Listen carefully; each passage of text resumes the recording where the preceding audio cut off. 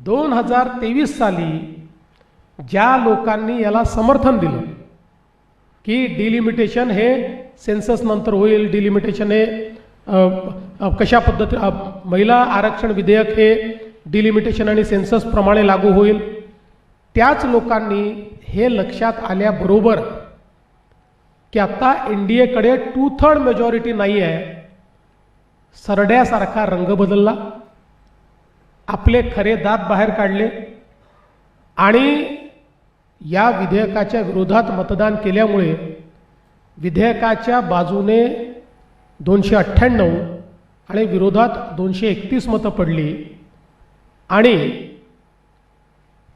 जर 2/3 मेजॉरिटीचा विचार केला तर 352 मतांची आवश्यकता होती. त्यामुळे मेजॉरिटी मिळाली पण 2/3 मेजॉरिटी मिळाली नाही आणि हे विधेयक या ठिकाणी मंजूर होऊ शकलेलं नाही. याचा परिणाम काय आहे? याचा परिणाम असा आहे की लोकशाहीमध्ये महिलांच्या सहभागितेचा मृत्यू झालेला आहे, त्याची हत्या झालेली आहे आणि त्याचे हत्यारे हे सगळे विरोधी पक्ष आहेत की ज्यांनी या सर्व आमच्या नारी शक्तीचा मोठा अपमान केला आहे.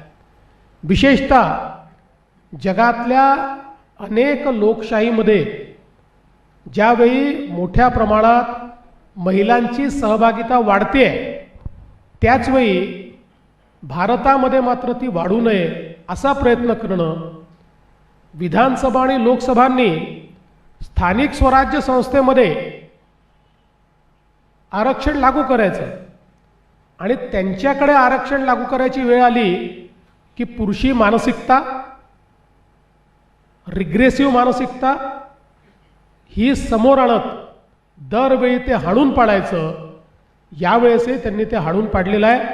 यांना महिलांना आरक्षण द्यायचंच नाही आहे, कसंही करून त्यांना विरोध करायचा आहे.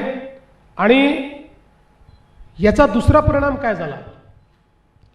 केवळ महिला नाही तर ज्यावेळी या जागा वाढल्या असत्या त्यावेळी अनुसूचित जाती आणि अनुसूचित जमातीच्या जागा देखील वाढल्या असत्या.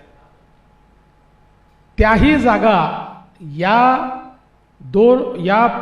हे विधेयक नामंजूर झाल्यामुळे आमच्या अनुसूचित जाती अनुसूचित जमातीच्या जागा